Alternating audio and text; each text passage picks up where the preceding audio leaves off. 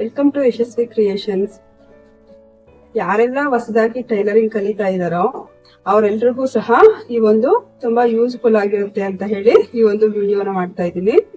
ಯಾರೆಲ್ಲ ಹೊಸದಾಗಿ ಟೈಲರಿಂಗ್ ಕಲಿತಾ ಇದ್ದೀರೋ ಅವ್ರಿಗೆಲ್ರಿಗೂ ಸಹ ತುಂಬಾನೇ ಡೌಟ್ಸ್ ಅನ್ನೋದು ಇರ್ತವೆ.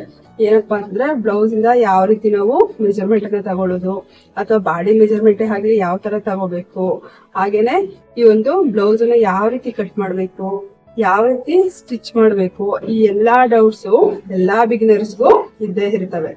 ಅಂತ ಒಂದು ಬಿಗಿನರ್ಸ್ ಗೆ ಈ ಒಂದು ವಿಡಿಯೋ ತುಂಬಾನೇ ಅನುಕೂಲ ಆಗುತ್ತೆ ಅಂತ ಭಾವಿಸ್ತಾ ಈ ಒಂದು ವಿಡಿಯೋನ ಮಾಡ್ತಾ ಇದ್ದೀನಿ.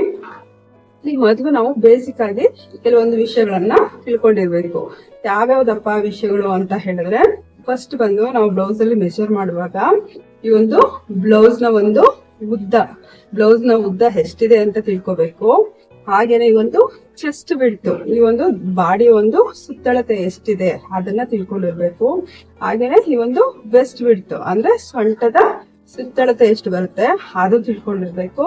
ನೆಕ್ಸ್ಟ್ ಬಂದು ಶೋಲ್ಡರು, ಆಮೇಲೆ ಈ ಒಂದು ನೆಕ್ ನ ಒಂದು ಸುತ್ತಳತೆ, ನೆಕ್ ನ ಒಂದು ಅಗಲ ಮತ್ತೆ ಉದ್ದ ಅವು ತಿಳ್ಕೊಂಡಿರ್ಬೇಕು. ಹಾಗೇನೆ ಈ ಒಂದು ಹಾರ್ಮೋನು ಎಷ್ಟು ಬೇಕು, ಮತ್ತೆ ಫ್ರಂಟ್ ನೆಕ್ ಅಲ್ಲಿ ಡೀಪ್ ಎಷ್ಟಿರ್ಬೇಕು, ಹಾಗೇನೆ ಈ ಒಂದು ಫ್ರಂಟ್ ನ ಒಂದು ಉದ್ದ ಎಷ್ಟಿರ್ಬೇಕು, ಮತ್ತೆ ಈ ಒಂದು ಸ್ಲೀವ್ ನ ಉದ್ದ ಹಾಗೆ ಸ್ಲೀವ್ ನ ಅಗಲ ಇವಿಷ್ಟು ಸಹ ಒಂದು ಪ್ರತಿಯೊಂದು ಯಾವುದೇ ಒಂದು ಅಳತೆ ಬ್ಲೌಸ್ ಆಗಿರ್ಬೋದು 20ರಿಂದ ಹಿಡಿದು 50 ತನಕ ನೀವು ಯಾವುದೇ ಬ್ಲೌಸ್ ನ ಮೆಜರ್ಮೆಂಟ್ ಮಾಡಿ ಕಟ್ ಮಾಡೋದಾದ್ರೆ ಈ ಎಲ್ಲಾ ವಿಷಯಗಳು ಎಲ್ಲದರಲ್ಲೂ ಕಾಮನ್. ಈ ಎಲ್ಲಾ ಮೆಜರ್ಮೆಂಟ್ಸ್ ನೀವು ಬ್ಲೌಸ್ ಕಟ್ ಮಾಡುವಾಗ ಯಾವುದೇ ಬ್ಲೌಸ್ ಕಟ್ ಮಾಡ್ಬೇಕಾದ್ರೂ ಇವೆಲ್ಲ ಕಾಮನ್ ಆಗಿ ಇದ್ದೇ ಇರ್ತವೆ. ಇಷ್ಟನ್ನು ನೀವು ಮೆಜರ್ ಮಾಡ್ಲೇಬೇಕು. ನಿಮ್ಗೆ ಪ್ರಾಕ್ಟೀಸ್ ಆಗ್ತಾ ಇದ್ದಂಗೆ ಈ ಒಂದು ಕೆಲವೊಂದು ಮೆಜರ್ಮೆಂಟ್ಸ್ ನ ಸ್ಕಿಪ್ ಮಾಡ್ಬೋದು, ಅದನ್ನೆಲ್ಲ ನೆನ್ಪಿಟ್ಕೊಳ್ಳೋ ಅವಶ್ಯಕತೆನೇ ಇರಲ್ಲ. ಯಾಕಂದ್ರೆ ಅದು ನಮ್ಗೆ ಪ್ರಾಕ್ಟೀಸ್ ಆಗ್ತಿದ್ದಂಗೆ ನೀಟಾಗಿ ಅದೇನೆ ನಮ್ಗೆ ಬಂದ್ಬಿಟ್ಟಿರುತ್ತೆ. ಓಕೆ, ಈಗ ಫಸ್ಟ್ ನಾವು ಬಂದು ಈ ಒಂದು ಮೆಜರ್ಮೆಂಟ್ಸ್ ನ ಯಾವ ತರ ತಗೋಬೇಕು ಅಂತ ಹೇಳಿ 1 by 1 ನೋಡ್ಕೊಂತ ಹೋಗ್ಬಿಡೋಣ. ಮತ್ತೆ ಇಲ್ಲಿ ಇವಾಗ ಎಲ್ಲ ಇಷ್ಟೆಲ್ಲ ಏನ್ ಹೇಳಿದೆ ಅದೆಲ್ಲ ಬೇಕಾದ್ರೆ ಸ್ಕ್ರೀನ್ ಶಾಟ್ ತಗೊಳ್ಳಿ. ನಾನು ಈ ಸ್ಕ್ರೀನ್ ಮೇಲೆ ಬರ್ತಾ ಇರುತ್ತೆ, ಅದನ್ನ ನೀವು ಬೇಕಾದ್ರೆ ಸ್ಕ್ರೀನ್ ಶಾಟ್ ತಗೊಂಡು ಅದನ್ನ ನೋಟ್ ಮಾಡ್ಕೊಂಡು ಇಟ್ಕೋಬಹುದು. ಇಲ್ಲಿ ಫಸ್ಟ್ ನಾವು ಬ್ಲೌಸ್ ನ ಒಂದು ಲೆಂತ್ ಅಂದ್ರೆ ಉದ್ದ, ಬ್ಲೌಸ್ ನ ಉದ್ದ ಏನಿದೆ ಆ ಬ್ಲೌಸ್ ನ ಉದ್ದವನ್ನ ಮೆಜರ್ ಮಾಡ್ಕೋಬೇಕು. ಇಲ್ಲಿ ಬ್ಲೌಸ್ ನ ಈ ರೀತಿ ಇಟ್ಕೊಂಡು ನೀಟಾಗಿ ಇಲ್ಲಿ ಫೋಲ್ಡ್ ಆಗದೆ ಇರೋ ತರ ನೀಟಾಗಿ ಬ್ಯಾಕ್ ಸೈಡ್ ಇಂದಾನೆ ಈ ತರ ಇಟ್ಕೋಬೇಕು.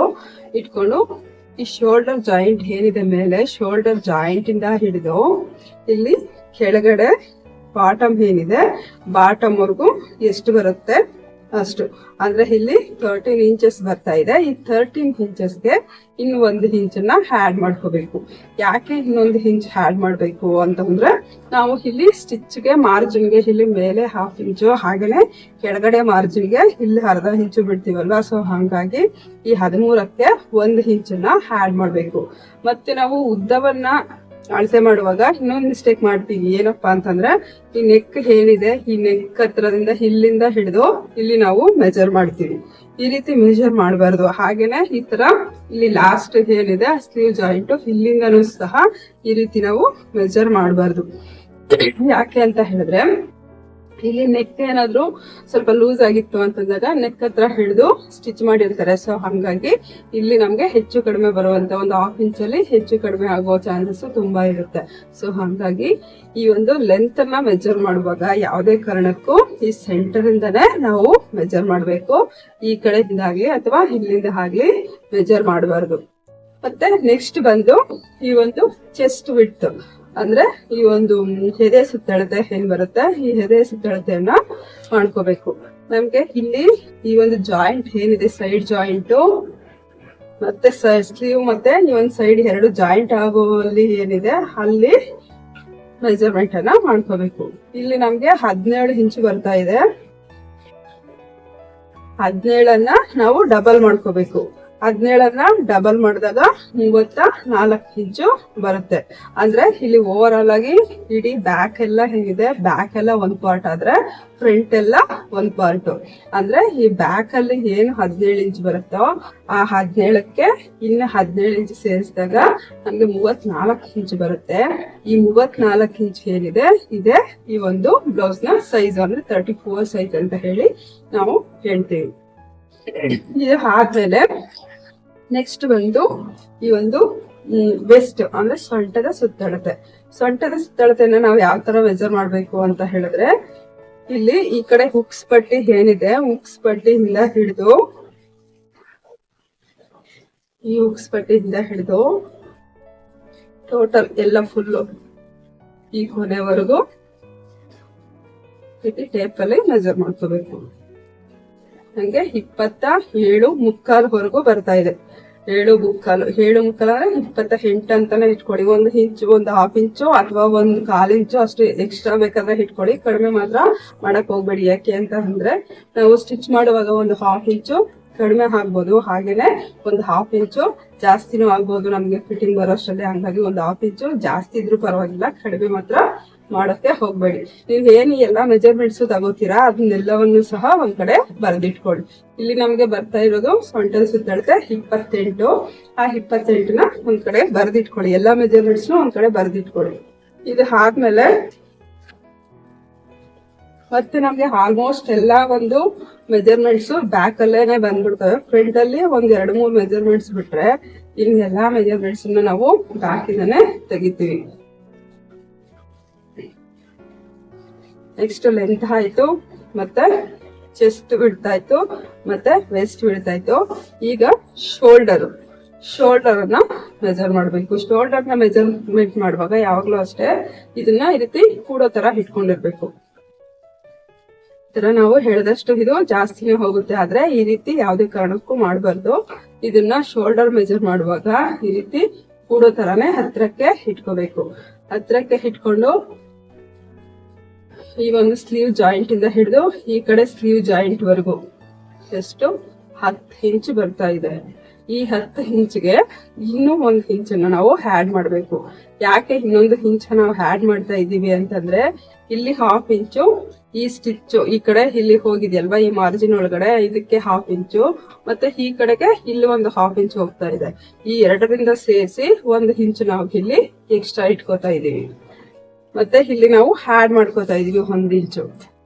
ಇದು ಆದ್ಮೇಲೆ ನೆಕ್ ಬಂದು ನೆಕ್ ಅಷ್ಟೇ ಹತ್ರಕ್ಕೆ ಈ ರೀತಿ ಕೂಡ್ಸೇನೆ ನೆಕ್ ನಾವು ಮೆಜರ್ಮೆಂಟ್ ತಗೋಬೇಕು. ಈಗ 5 ಇಂಚು ಇಲ್ಲಿ ನೆಕ್ ಬರ್ತಾ ಇದೆ. 5 ಇಂಚ್ ಬಂದಾಗ ನಾವು ಈ 5 ಇಂಚನ್ನ ನಾವು ಹಾಗೆ ಹಿಡಬಾರ್ದು. 5 ಇಂಚನ್ನ ನಾವು ಅರ್ಧ ಮಾಡ್ಕೊಂಡಾಗ ನಮ್ಗೆ ಎಷ್ಟು ಬರುತ್ತೆ, 2.5 ಇಂಚ್ ಬರುತ್ತೆ. ಈ 2.5 ಇಂಚಲ್ಲಿ ನಾವು 1/4 ಇಂಚ್ ಕಡಿಮೆ ಮಾಡ್ಕೋಬೇಕು. ಇಲ್ಲಾಂದ್ರೆ ಅರ್ಧ ಇಂಚನ್ನೇ ಕಡಿಮೆ ಮಾಡ್ಕೊಂಡು 2 ಇಂಚ್ ನಾವು ನೆಕ್ ಅನ್ನ ಇಟ್ಕೋಬೇಕು. ಇದೆಲ್ಲ ನಿಮ್ಗೆ ಕಟ್ ಮಾಡುವಾಗ ನೀಟಾಗಿ ಅರ್ಥ ಆಗುತ್ತೆ. ಇವಾಗ ಬೇಸಿಕ್ ಆಗಿ ಇಷ್ಟನ್ನ ತಿಳ್ಕೊಂಡಿರಿ. ನಾಳೆ ನಾವು ಬರೀ ಇದು ಶೋಲ್ಡರ್ ಪ್ರತಿಯೊಂದರಲ್ಲೂ ಸಹ 1/2 ಇಂಚ್ 1 ಇಂಚ್ ನಾವು ಎಕ್ಸ್ಟ್ರಾ ಆಡ್ ಮಾಡ್ತಾ ಹೋಗ್ತೀವಿ. ಈ ನೆಕ್ ಒಂದ್ರಲ್ಲೇ ಮಾತ್ರ ನಾವು ಕಡಿಮೆ ಮಾಡ್ತಾ ಹೋಗ್ತೀವಿ, ಮೈನಸ್ ಮಾಡ್ತಾ ಹೋಗ್ತೀವಿ. ಇದನ್ನ ನೆನಪಲ್ಲಿ ಇಟ್ಕೊಳ್ಳಿ. ಪ್ರತಿಯೊಬ್ಬರಿಗೂ ಅಷ್ಟೇನೆ ಈ ಒಂದು ನೆಕ್ ಮತ್ತೆ ಶೋಲ್ಡರ್ ಏನಿದೆ ಇದು ತುಂಬಾನೇ ಇಂಪಾರ್ಟೆಂಟ್. ಇವುಗಳಲ್ಲಿ ನೀವು ಪರ್ಫೆಕ್ಟ್ ಆಗಿ ಮಾಡಿದ್ದೆ ಆದ್ರೆ ನಮ್ಗೆ ಅರ್ಧ ಬ್ಲೌಸ್ ಸ್ಟಿಚ್ ಮಾಡಕ್ಕೆ ಬಂದ ಹಾಗೆ. ಇಷ್ಟು ಆದ್ಮೇಲೆ ನೆಕ್ಸ್ಟ್ ಬಂದು ನೆಕ್ ನ ಒಂದು ನೆಕ್ ಡೀಪ್ ಎಷ್ಟು ಬರ್ತಿದೆ, ಇಲ್ಲಿ ನೆಕ್ ಡೀಪ್ ಬಂದು ನಮ್ಗೆ 7.5 ಇಂಚು. 7.5 ಇಂಚು ನೆಕ್ ಬರ್ತಾ ಇದೆ. ಇಲ್ಲೂ ಅಷ್ಟೇ ನಾವು ಇನ್ನೊಂದು 1/2 ಇಂಚು ಮೇಲೆ ಇಲ್ಲಿ ಮಾರ್ಜಿನ್ಗೋಸ್ಕರ 1/2 ಇಂಚಿನ ಸೇರಿಸಿ 8 ಇಂಚ್ಗೆ ನಾವು ಇದನ್ನು ಸಹ ಮಾರ್ಕ್ ಮಾಡ್ಕೋಬೇಕು. ಇದು ಎಲ್ಲವನ್ನ ಸಹ ಒಂದ್ ಕಡೆಗೆ ಬರೆದಿಟ್ಕೋಬೇಕು. ನೆಕ್ಸ್ಟ್ ಬಂದು ಹಾರ್ಮೋಲ್. ಈ ಹಾರ್ಮೋಲ್ ಅನ್ನ ಮೆಜರ್ ಮಾಡುವಾಗ ಇಲ್ಲಿ ಏನಿದೆ ಜಾಯಿಂಟ್ ಏನಿದೆ ಶೋಲ್ಡರ್ ಜಾಯಿಂಟ್, ಅಲ್ಲಿ ಮೇಲ್ಗಡೆ ಈ ರೀತಿ ಟೇಪ್ ಅನ್ನ ಇಟ್ಕೋಬೇಕು. ಇಟ್ಕೊಂಡು ಸ್ಟ್ರೈಟ್ ಆಗಿ ಟೇಪ್ ಅನ್ನ ಕೆಳಗಡೆ ಮಾಡಿ ಇಲ್ಲಿಂದ ಎಲ್ಲಿಗೆ ಬರುತ್ತೆ ಅಲ್ಲಿಗೆ ನೋಡಿ. ನನ್ಗೆ ಇಲ್ಲಿ 5 ಇಂಚು ಹಾರ್ಮೋಲ್ ಬರ್ತಾ ಇದೆ. 5 ಇಂಚ್ಗೆ ಇನ್ನ 1/2 ಇಂಚು ಸೇರಿಸಿ 5.5 ಇಂಚನ್ನು ನಾವು ಇಲ್ಲಿ ಆರ್ಮೋಲ್ ಅನ್ನ ಮಾರ್ಕ್ ಮಾಡ್ಬೇಕು. ಮತ್ತೆ ಇಲ್ಲಿ ಯಾಕೆ 5.5 ಇಂಚ್ ಅಂತಂದ್ರೆ ಇಲ್ಲಿ ನಾವು ಜಾಯಿಂಟ್ ಮಾಡಕ್ಕೆ 1/2 ಇಂಚ್ ಬೇಕಲ್ವಾ, ಸೊ ಆ ಕಾರಣಕ್ಕೆ ಈ 1/2 ಇಂಚ್ ಇಲ್ಲಿ ನಾವು ಆಡ್ ಮಾಡ್ಕೊಂಡಿದೀವಿ. ಇಷ್ಟು ನಮ್ಗೆ ಬ್ಯಾಕ್ ಅಲ್ಲಿ ಬರುವಂತಹ ಇಂಪಾರ್ಟೆಂಟ್ ಆಗಿರುವಂತ ಮೆಜರ್ಮೆಂಟ್ಸ್. ಇದು ಬಿಟ್ರೆ ನೆಕ್ಸ್ಟ್ ನಾವು ಫ್ರಂಟ್ ಅಲ್ಲಿ ಬೇಕಾದ್ರೆ ಸ್ಲೀವ್ ಅದನ್ನು ನಾವು ಬ್ಯಾಕ್ ಅಲ್ಲೇ ತಗೋಬಹುದು. ಫ್ರಂಟ್ ಅಲ್ಲಿ ಮೆಜರ್ ಮಾಡುವಾಗ ಅದನ್ನ ತೋರಿಸ್ತೀನಿ. ಮತ್ತೆ ಫ್ರಂಟ್ ಅಲ್ಲಿ ಬಂದಾಗ ನಾವು ಫ್ರಂಟ್ ಅಲ್ಲಿ ಎಷ್ಟಿದೆ ಡೀಪ್ ಅದನ್ನ ನೋಡೋಣ.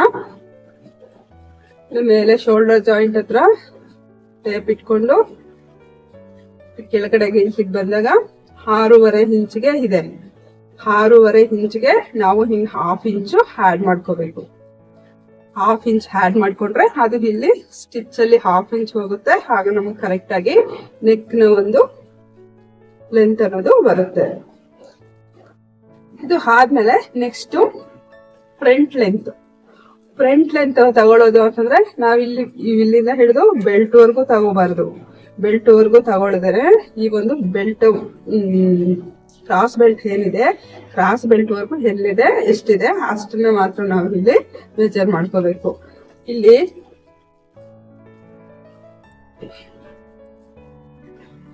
ಈ ರೀತಿ ಉಲ್ಟಾ ಮಾಡ್ಕೊಂಡು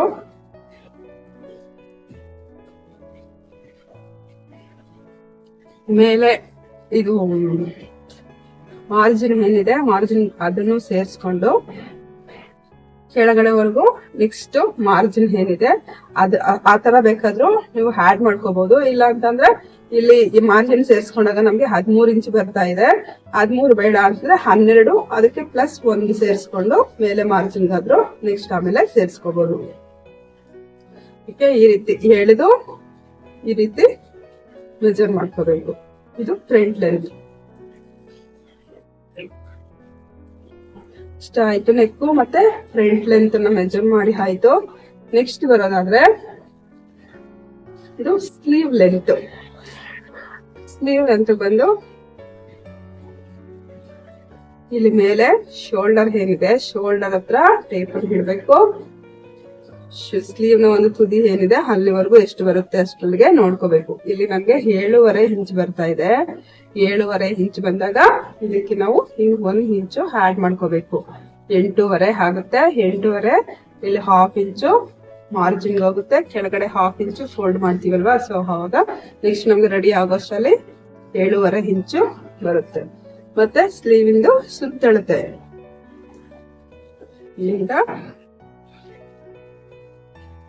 ವರೆಗೂ ಹಂಗೆ 5 ಇಂಚ್ ಬರುತ್ತೆ. 5 ಇಂಚ್ ಅಂದ್ರೆ ಅದನ್ನ ಡಬಲ್ ಸುತ್ತಲೂ ಬರುತ್ತಲ್ವಾ, ಸೊ ಹಾಗಾಗಿ ಡಬಲ್ ಮಾಡ್ಕೊಂಡಾಗ ಇಲ್ಲಿ 10 ಇಂಚು ಸ್ಲೀವ್ ಸುತ್ತಳಿದೆ.